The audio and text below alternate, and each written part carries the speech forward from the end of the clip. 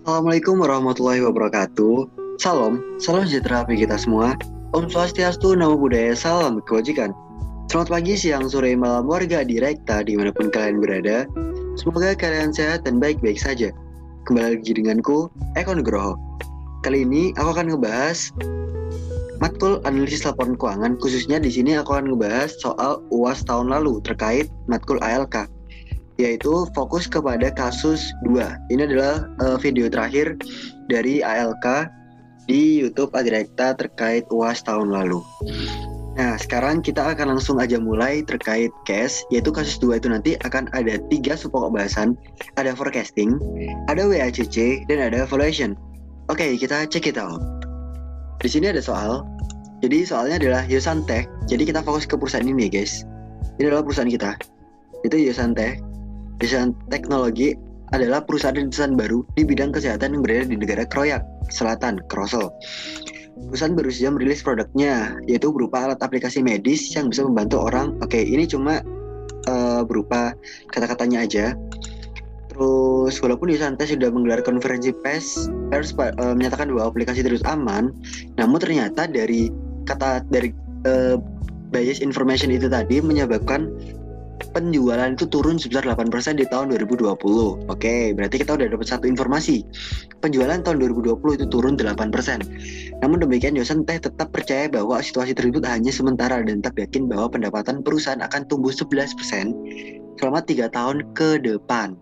Dan setelahnya akan tumbuh sejalan dengan pertumbuhan ekonomi Krosel. Oke. Cukup sampai sini dulu, kita lihat apa yang diminta. Karena nanti kalau kita baca semua terus ternyata yang diminta gak ada yang masukkan percuma. Yang diminta apa yang pertama? Yang pertama kita ngebuat forecastingnya, oke. Kedua nanti WACC-nya, yang ketiga valuation-nya. Oke, berarti kita nge-forecasting dulu. Di sini dari data ini tadi yang udah aku sebutin, ada data-data penting yang bisa masuk ke forecast kita. Tapi sebelumnya di soal pun itu udah dikasih format ya teman-teman. Jadi sama si dosen udah dikasih formatnya, kita tinggal ngisi apa aja yang kosong. Nah, jadi itu udah sangat ngebantu banget buat kita. Kita tinggal isi yang kosong-kosong aja. Jadi mulai sales kan udah di sini. Nah, maka kita tinggal ngitung berapa growth-nya. Growth-nya ternyata untuk tahun 2018 ke 2019 itu 30%.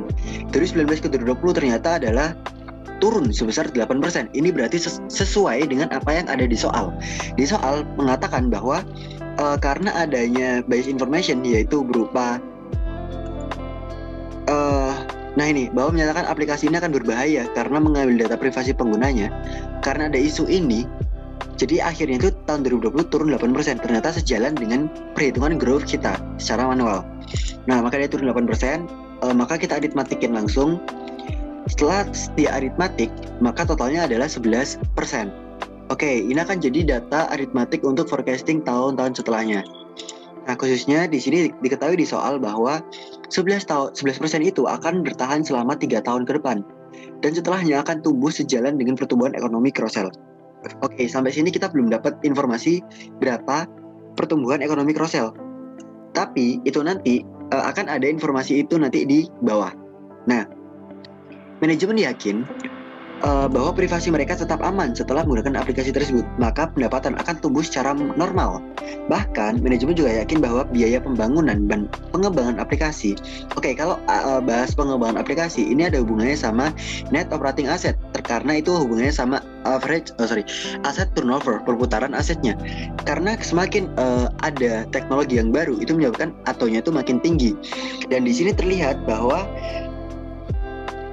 bahkan manajemen juga yakin ini biaya pembangunan dan pengembangan aplikasi akan lebih efisien karena pengguna akan terus tumbuh di masa depan.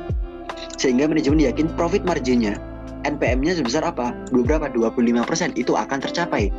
Itu net profit margin forecast-nya ya teman-teman. Itu forecast. Kita cek data aktual kita berapa sih NPM-nya. Nah, berarti ini kita udah masuk ke TM4 yang tadi. Tapi sebelum itu kita harus masuk dulu ke TM2. Di TM2 kita cek terkait note NOA, tapi di sini ternyata untuk soal nomor 2 itu udah diisi semua sama si soal. Jadi kita nggak perlu nge-forecast nomor 2. Kita langsung masuk ke nomor 4. Karena nomor 2 itu udah lengkap ya teman-teman. Nomor 2 ini udah diisi. Cuman aku di sini aku ngitung manual. Bener gak sih? Dia 120% ternyata bener. Ini 150% benar, ini 120% benar. Ini sesuai apa yang ada di soal. 120, 150, 120. Oke, aman ya. Sampai sini kita aman. Berarti kita lanjut ke nomor 4. Yang mana tadi kita udah punya data bahwa net operating profit after tax, NOPAT, atau net income lah. Net income-nya di tahun aktual 18 itu 225, 19 390, 2020 itu 414.000. Oke, kita masukin terlebih dahulu, yaitu 225, 390, dan 14. Nah, dari sini kita cek persentase profit marginnya itu berapa sih? Kan itu kan dari net income dibagi sama sales. Net income-nya itu 225. Salesnya 1.500.000. Kita cek berapa persen? Ternyata dia persentasenya 15% tahun 18, 19% tahun 2019, dan 23% tahun 2020. Maka kita aritmatik totalnya 19%. Tapi di soal itu dia mengatakan bahwa karena adanya pengembangan teknologi, terkait pembangunan, biaya pembangunan dan pengembangan aplikasi itu akan lebih efisien. Ini ya, pengembangan aplikasi akan lebih efisien. Maka si perusahaan itu atau manajemen itu yakin profit marginnya itu sebesar 25% itu akan tercapai dalam forecastingnya. Jadi meskipun demikian, rasio pembagian dividennya diusulkan untuk tidak ditingkatkan di masa depan. Karena laba, meskipun ini kan ada, pasti kalau kenaikan net profit margin itu akan menyebabkan kenaikan laba, yang mana biasanya itu juga ada kenaikan dividen. Tapi di sini ternyata dividennya itu tidak ditingkatkan. Jadi benar-benar dividennya itu dividen yang konstan di masa depan, karena laba diprioritaskan untuk pengembangan investasi bisnis yang besar di tahun-tahun mendatang. Oke, sampai informasi ini kita udah bisa ngecek berarti persentase namanya kan dia forecasting memperkirakan bahwa profit marginnya itu akan bertahan 25% di tahun-tahun berikutnya. Nah, sekarang kita masuk ke calculate free cash flow-nya. Dari mana data itu? Kalau nama free cash flow itu kan dari net operating asset dikurangi net operating asset tahun kemarin. Kita cek dari mana ini, dari NO atau sekarang dikurangi tahun kemarin, yaitu dari forecasting nomor 2, langkah kedua. Ini jadi kita nggak perlu ngitung lagi karena biasanya itu udah otomatis terisi kalau pakai Excel. Nah, untuk free cash flow sendiri, yaitu hasilnya dari net operating asset yang udah kita hitung itu tadi. Net operating asset yang ada di tahun 2000 aktualnya dikurangi dengan perubahan net operating asset di tahun sekarang yang dikurangi tahun kemarin. Kan kita udah dapat 50.000. NO tahun sekarang berapa? Yaitu 390.000. Oke. Nah, berarti income dikurangi net operating asset ketemunya berapa? 340.000 untuk tahun 2019, tahun 2020, 2014, dan ini adalah data forecast. Oh ya, sebelum aku lanjut, aku pengen ngasih tahu teman-teman terkait forecasting. Oke, dalam forecasting itu dikenal adanya terminal value, yaitu jumlah tahun tambahan. Intinya kalau kita nge-forecast 10 tahun, berarti dia plus 1 tahun ke-11. Kalau kita nge-forecast 3 tahun, berarti kita plus 1 juga. Berarti ini tahun keempatnya, tahun 2024. Kayak gitu. Intinya dia selalu plus 1. Itu jadi terminal value. Kenapa kok harus ada terminal value? Karena yang namanya kita memprediksi nilai dari intrinsik dari suatu perusahaan, kalau nggak ada terminal value-nya, itu berarti kita asumsiin bahwa di tahun 2023 perusahaan itu akan mandek, dalam artian tidak akan beroperasi kembali. Nah, karena ini kita mengasumsikan bahwa dia masih punya going concern yang bagus, dia akan masih sustain, dia masih bertahan lama, going concern-nya masih bagus, dia masih bisa berjangka panjang, maka kita harus wajib menambahkan hukumnya itu 1 tambahan tahun. Sehingga kalau misal forecastingnya itu habis di tahun 2023, maka kita harus nambah 1 tahun di tahun 2024 sebagai terminal value. Seperti itu teman-teman. Nah, dari sini kita udah dapat kalkulasi free cash flow-nya, yaitu 340, 214, dan forecastingnya. Oke, kita cek sama nggak sih hasil perhitungan manual dengan yang ada di tabel soal yang udah diketahui. Yaitu mulai dari 50.000, 340, 200, 214 sama persis ya teman-teman. Karena ada sama persis, oke, berarti udah bener. Khususnya juga forecastingnya berarti kita asumsikan benar juga. Untuk nomor 7 itu kita dapat calculate as presentasi dari net operating profit after tax-nya. Kita udah dapat 30%, 35%, 40%. Ini udah diketahui di soal semuanya. Jadi karena bahkan nomor 8 pun juga udah diketahui. Ini enak banget. Berarti kita tinggal masuk-masukin aja semuanya angkanya karena udah diketahui semua kan. Ya otomatis tinggal kita masukin ke sini 30%, 35%, 40%. Nah, tapi ingat tadi dikatakan bahwa dividen karena kenaikan net profit margin, dividennya itu tetap naik secara stabil. Nah, karena dia naik secara stabil, berarti aku asumsiin di sini tuh dividennya itu dari rata-rata tahun 18, 19 dan 20, yaitu berapa? 35%. Karena dia stabil, berarti selama 3 tahun yang akan datang dia tetap bertahan di angka 35% kayak gitu. Terus untuk terminal value juga kita tambahkan 1 tahun kan, sehingga 35% juga berlaku untuk terminal value. Maka kita dapat dividen yang dibayarkan, yaitu ini dari soal, yaitu 67500, 136500, 165600. Terus untuk forecastnya juga ini dapat dari mana? Ini dapat dari persentase dari dividennya, presentasi dari nopatnya dikali sama net income kita berapa. Jadi kan intinya gini teman-teman, dalam net income itu kan ada yang masuk ke dalam ekuitas sebagai RE, ada juga yang masuk sebagai dividen dalam net income, dalam NI ya. Nah karena di sini ada persentase untuk dividen itu 35% dari net income, berarti dari net income total 499 ini nanti akan masuk ke dalam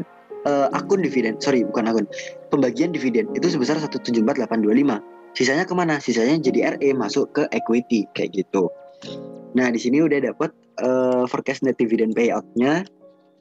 Terus kita sekarang masuk ke nomor 8, yaitu terkait calculate net payment to debt holder. Terkait payment, free cash flow-nya dikurangi dividend paid. Free cash flow itu itu dari rumus nomor 6, langkah ke-6.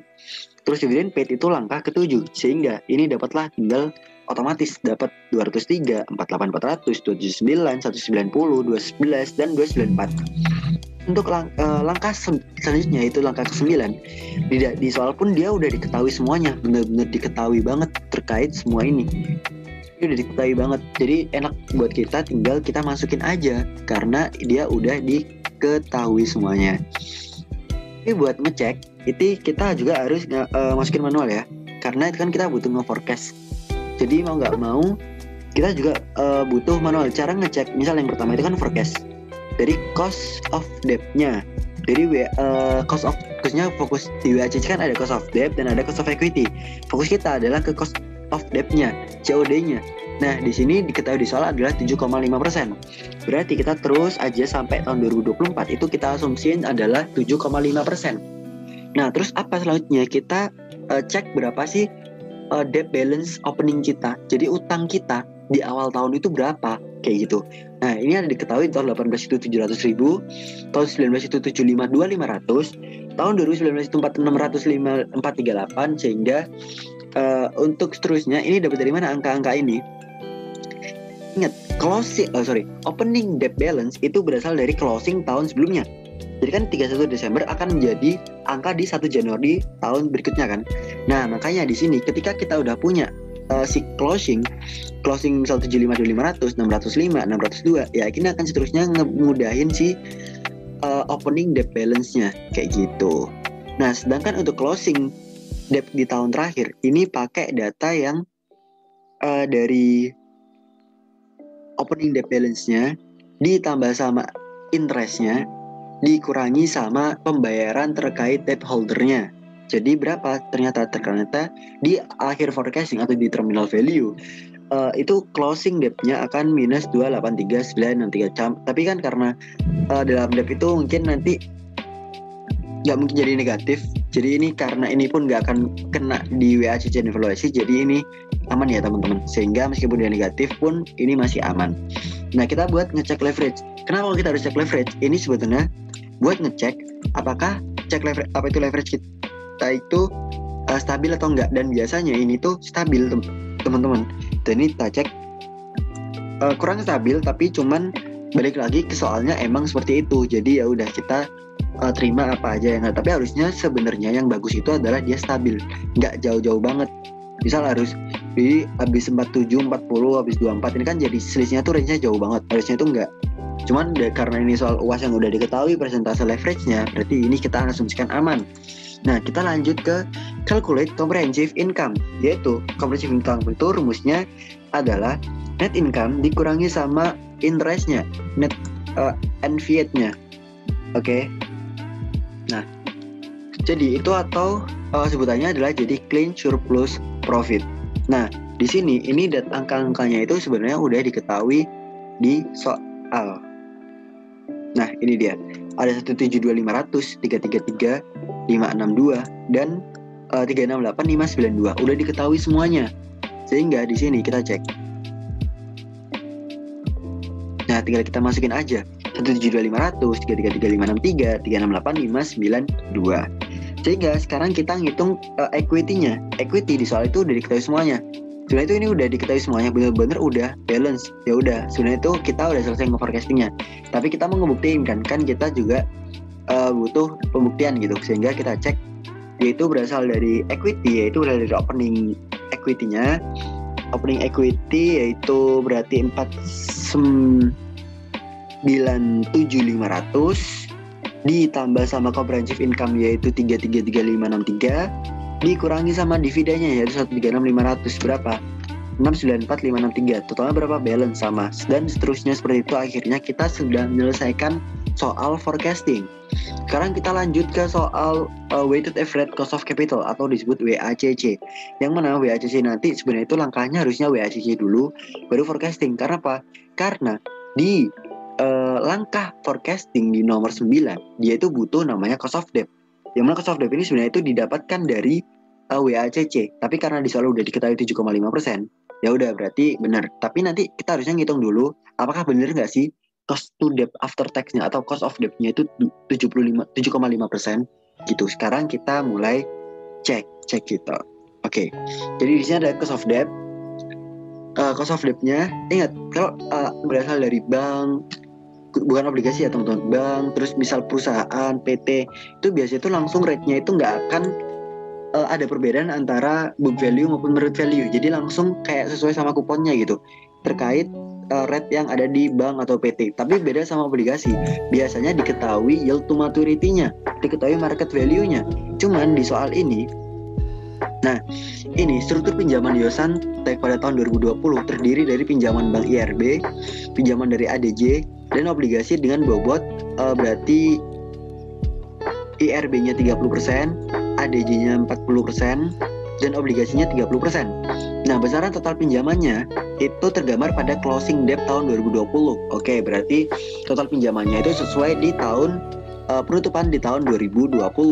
Kita cek berapa total debt kita. Total debt kita adalah tahun 2020 ya teman, closing tahun 2020. Sehingga kita cek 2020 yang closing ternyata closing debt-nya di tahun 2020 adalah 602.445. Nah, dengan kita udah dapat nih 602.445 dan kita sebentar. Nah, terkait bank ini kan kita udah punya weight-nya masing-masing ya, yaitu 30%, 40%, 30%. Gimana caranya 602 ini dialokasiin ke Bank IRB, ADJ, dan Bank Payable? Ya berarti dia dikali sesuai probability-nya. Untuk Bank IRB, dia mendapatkan berhak 30%, terus Bank ADJ berhak 40%, dan Bank Payable berhak 30%. Oke, karena Bank IRB dan Bonds Payable itu sama-sama 30%, berarti dia pasti sama. Ini terbukti jelas 180,734. Angkanya dari mana? Dari total dikali persentase bobot probabilitasnya. Terus untuk Bank ADJ, dia dari total utang kita dikali sama persentasenya yaitu 40%. Totalnya dapat 240. Maka kita udah selesai mendapatkan per masing-masing utang di Bank IRB, Bank ADJ, dan Bonds Payable. Nah, terus untuk rate-nya sendiri, yang mana untuk rate-nya Bank ADJ dan Bank IRB, dan Bank ADJ berturut-turut 10%, 10%. Oke, berarti ini langsung aja masukin ke jadiin YTM, yaitu maturity-nya. Jadi market value-nya bahwa untuk Bank IRB dan ADJ itu 10% gitu. Nah, dengan nilai wajarnya sama dengan nilai benar. Nah, terus ada lagi obligasi. Yosan-Tech itu mempunyai tingkat timbalan hasil sampai jatuh tempo adalah 10%. Dengan nilai wajarnya sama dengan nilai tercatatnya, berarti BV sama dengan EV. Ya udah berarti nggak perlu kita sesuaikan lagi. Harusnya kan kita harus ngecek kesesuaiannya pakai rumus biasanya pakai rate itu biar dapat market rate-nya. Tapi ini nggak perlu karena dia udah sesuai sama book value-nya karena udah sesuai, ya udah tinggal kantongin aja 10%. Dan karena kita udah dapat rate dan kita udah dapat weight, ya udah maka kita bisa ngitung cost of debt-nya. Caranya gimana? Karena kita udah punya utang 180 dikali rate 70% dan weight 30%, kita bisa langsung aja pakai rate kali weight. Rate-nya berapa? 10%. Beratnya berapa? 30%. Berarti berapa? 3%. Nah, untuk Bank ADJ 4%, untuk bank payable 3%.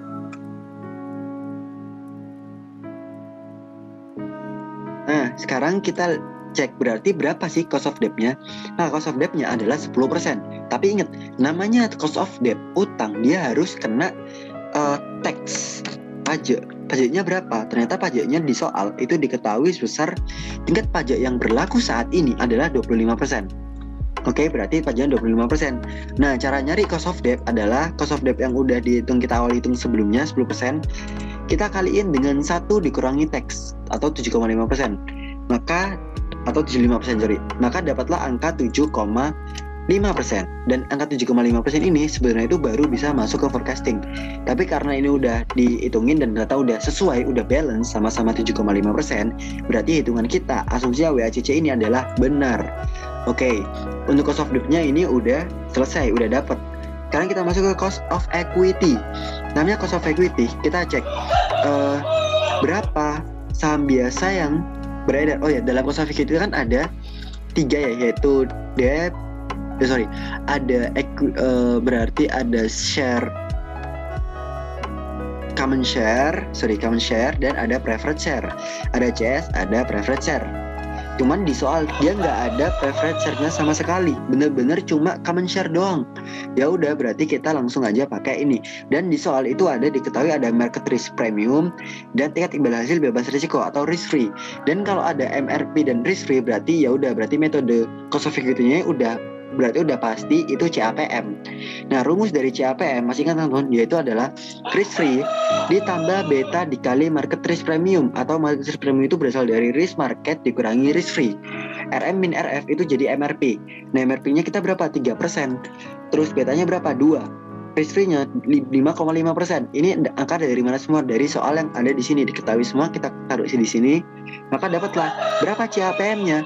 CAPM-nya karena risk-nya 5,5%, betanya 2 dan market risk premium-nya 3%, maka dapatlah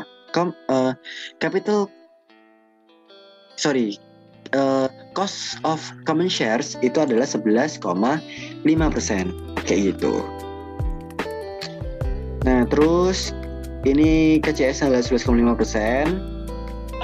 Terus kita lanjut ke WACC. Karena kita udah punya debt tadi 7,5% dan common share tadi adalah 11,5%. Sekarang kita kaliin sama per bobotnya masing-masing. Utang kita adalah 852.445. Dapat dari mana? Dari debt 602.445, yaitu dari debt yang tadi ya, yang udah kita hitung, sama saham biasa yang juga dapat diketahui di soal, yaitu 250.000, maka totalnya adalah 852.445. Nah, yang mana 852.445 ini harus dibagi per proporsinya. Gimana caranya? Yaitu 602 ini ya, berarti 852 dibagi 602, kebalik, 602 dibagi 852 dan 250.000 dibagi 852, ketemunya 70,67% untuk debt dan 29,33% untuk saham biasanya. Maka weighted average-nya berapa? WACC-nya, maka tinggal kita kaliin aja cost after tax-nya yang debt sama cost of common shares-nya dikali sama bobotnya, maka dapatlah ini weighted average-nya. Nah, karena kita udah dapat weighted average-nya, kita tinggal jumlah aja, maka dapatlah WACC-nya sebesar 8,67%. Nah, di sini kita udah menyelesaikan soal weighted average cost of capital. Dan yang soal terakhir di dalam matkul ALK ini yaitu terkait valuation. Nah, ini ada data valuasi yang ada di di UAS tahun kemarin. Nah, ini ada Injay, Yahitek, ada Yosantek, ada Sandblock-Tech, dan ada Claytech. Nah, terus di sini juga diketahui market share-nya per masing-masing. Jadi ada untuk Injay Tech itu dia menguasai 40% pangsa pasar. Terus Yosantech itu 30%-nya, Sunblock Tech adalah 20%-nya, dan Claytech adalah 10%-nya. Di sini juga ada data semuanya. Di sini aku kepas ke sini. Ini info soal. Jadi ada info soalnya. Terus ini juga berarti yang pertama, ini kan kita disuruh ngitung menggunakan price multiple. Nah, price multiple itu berapa? Bagaimana caranya? Berarti caranya itu ada 3, yaitu price per sales, price per earning, dan price per book value, BV. Nah, tapi karena yang di soal diketahui hanya sales dan net income atau earning, maka nanti di multiple metode price multiple-nya itu kita cuma pakai yang dua ini, yaitu price per sales dan price per earning doang, nggak ada price per book value. Oke. Jadi juga ada outstanding-nya per masing-masing. Sekarang kita masuk ke pembahasannya. Nah, cara yang pertama berarti kita jadiin dulu yang nama pesaing kita atau nama yang bisa di peer to peer dari perusahaan sejenisnya si Yosantech itu taruh aja di atas, yaitu Injaytech, ada Sunblock Tech, ada Claytech. Terus kita catat salesnya berapa untuk per masing-masing perusahaan, earningnya per masing-masing perusahaan di itu berapa, terus ada share price-nya berapa, share outstanding share atau saham yang beredar berapa, total price-nya berapa. Gimana caranya? Jadi sales ini tinggal kita masukin data yang ada di sales, earning begitu juga, dan share price-nya kan juga udah ada. Maka ketika share outstanding-nya ini udah diketahui yaitu 25, 80, dan 75, kita bisa menghitung total price-nya. Namanya aja total harga. Berarti total harga dikaliin sama lembar saham yang beredar. Nih, berarti 68 kali 25.000, 55 kali 80.000, dan 40 kali 75.000. Nah, karena ini kita cuma fokus kedua yaitu ke sales dan earning, ya udah berarti langsung aja kita bagi total price ini, kita bagi sama salesnya dan nanti dibagi sama earningnya. Caranya gimana? Berarti tinggal total price dibagi sama sales, total price dibagi sama sales, total price dibagi sama sales. Cuman untuk yang price per earning itu berarti total price dibagi sama earningnya. Jadi kayak benar-benar sesuai subnya yang dipilih. Nah, ini kan udah ada data price per sales dan price per earning di masing-masing perusahaan. Maka ini kita rata-rata.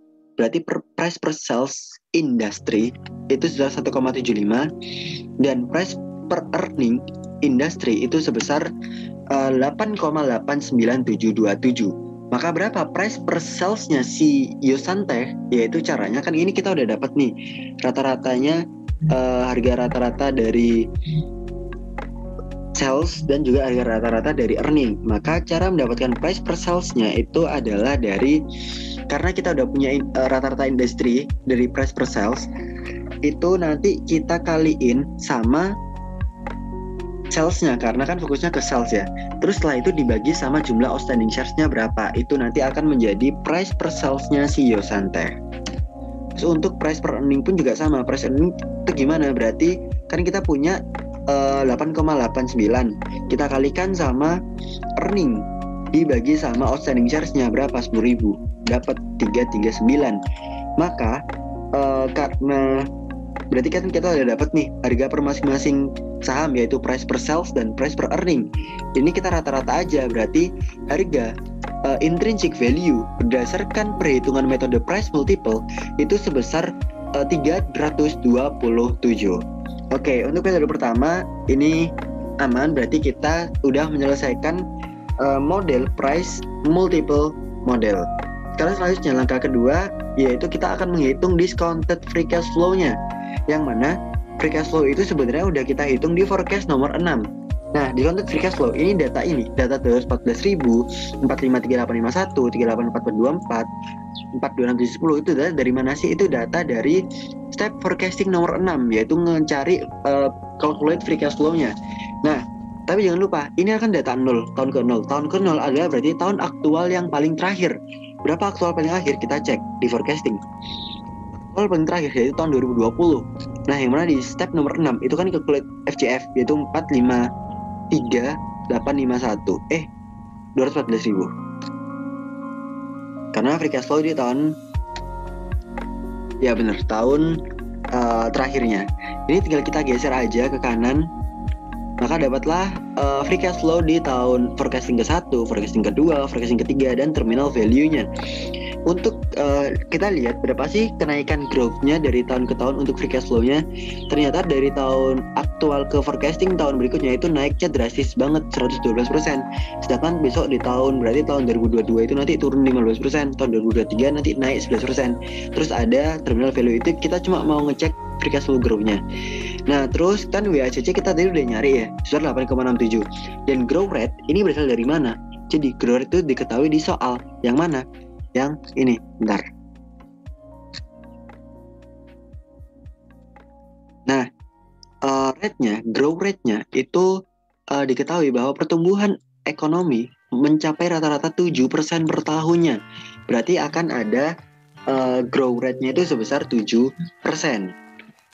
Yang mana itu stabil selama 5 tahun ke depan dengan persepsi. Oke, berarti di sini kita udah punya growth rate-nya adalah sebesar 7%. Nah, kan ini kita udah punya discounted free cash flow.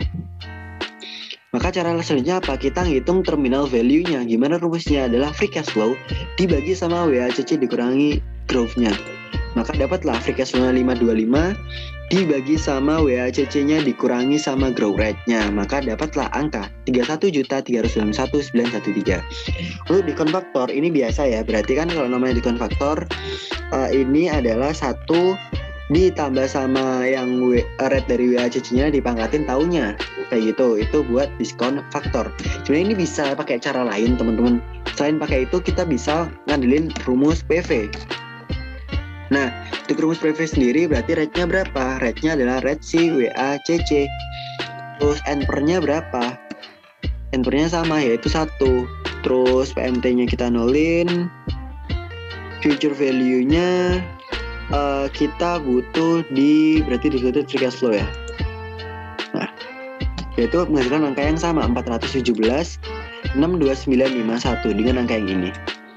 Oke, itu bisa pakai rumus negatif mean present value. Selanjutnya, yang kedua, kita hitung diskon faktornya juga, kan udah nih. Terus PV FCF-nya, ini juga bisa pakai rumus min PV. Ingat ya, kalau kita mau ngitung present value harus ada negatifnya terlebih dahulu. Rate-nya berapa? 8,67. N/nya berapa? N/nya 2. Terus PMT-nya kita nolin. Terus future value-nya kita sesuaiin sama discount free cash flow-nya. Maka dapatlah angka 325.511,22, sama persis daripada kita nggak perlu ngitung diskon faktor pun itu bisa gitu. Nah, dan kan kita udah dapat present value dari free cash flow per masing-masing. Dan yang terakhir kita lihat PV dari terminal value-nya. Caranya adalah tinggal PV of terminal value yaitu 31.391.313 dibagi sama dengan faktornya yaitu 1,28341. Bentar ini. Nah, ini adalah 1,2. Nah, terus di sini ada total present value, yaitu total dari mana? Yaitu dari total free cash flow-nya ditambah sama terminal value-nya. Maka kita sama aja semuanya. Maka di sini dapat angka 25.534.884. Dan ingat, karena kita pakai WACC, weighted average cost of capital, maka kita harus mengurangkannya dengan debt. Nah, debt-nya ini yang mana? Debt ini adalah debt tahun terakhir aktual. Yang mana? Ini berarti kita pakai angka tahun terakhir aktual ya, teman-teman. Debt. Closing debt yang tahun akhir aktual yaitu 602.445, yaitu aktual tahun 2020. Dapat 602.445, berarti PV equity-nya adalah dari total present value dikurangi sama debt-nya, maka dapat 24.932.439. Terus kan kita punya jumlah share-nya 10.000, berarti intrinsic value dari saham Yosantek itu sebesar 2.493 per lembarnya. Itulah intrinsiknya ya, untuk menggunakan dari free cash flow, teman-teman. Dan yang terakhir yaitu menggunakan metode discounted abnormal earning. Nah, yang mana di dalam discounted abnormal earning itu kita ada ngambil 2 data forecasting, yaitu data comprehensive income atau yang biasanya disebut sebagai CSP. CSP itu adalah ini dia, clean surplus profit, yaitu di di langkah ke-10. Nah, ini kita masukin aja semuanya, yaitu mulai dari, ingat, 0 ini adalah data tahun terakhir aktual. Berapa? Yaitu kita lihat data tahun terakhir aktual itu itu sebesar 368.592. Nah, ini tinggal kita geser aja teman-teman. Nah, terus untuk book value of equity-nya ini dapat dari mana? Ini dapat dari SEP forecasting nomor 11 yang A. Poin A, forecasting 11A itu kan terkait equity-nya. Nah, ya udah, berarti ini tinggal kita masukin aja equity-nya, yaitu sebesar 897 di tahun terakhir aktual. Terus ada forecasting tahun pertama, forecasting tahun kedua, dan forecasting tahun ketiga, serta ada tambahan terminal value. Nah, di sini maka ada yang namanya abnormal equity. Dapat dari mana? Dapat dari clean surplus profit atau comprehensive, itu nanti dikurangi sama WACC-nya dikali sama comprehensive income, maka dapatlah hasil sebesar 351.069.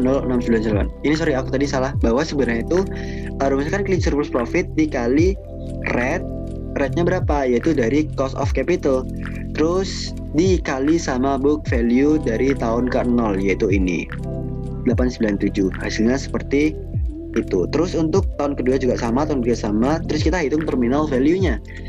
Terminal value ini juga sama persis, jadi nggak ada bedanya ya untuk teman-teman. Nah, sekarang kita hitung terminal value dengan growth rate-nya yaitu 7%. Berarti kan terminal value caranya gimana? Yaitu untuk mendapatkan terminal value itu adalah seperti yang atas ya teman-teman, yaitu kalau yang tadi itu FCF, kalau di sini tuh ngebahas abnormal earning.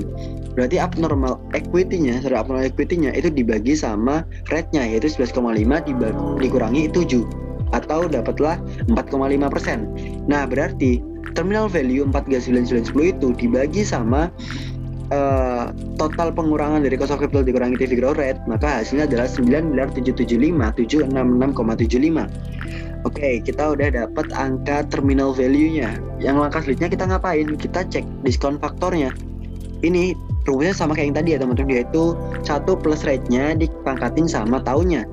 Jadi udah punya semua, terus maka sekarang tinggal kita cari present value dari abnormal earning, yaitu sekitar 314.000 tahun kedua dan 307.000 di tahun forecasting yang ketiga.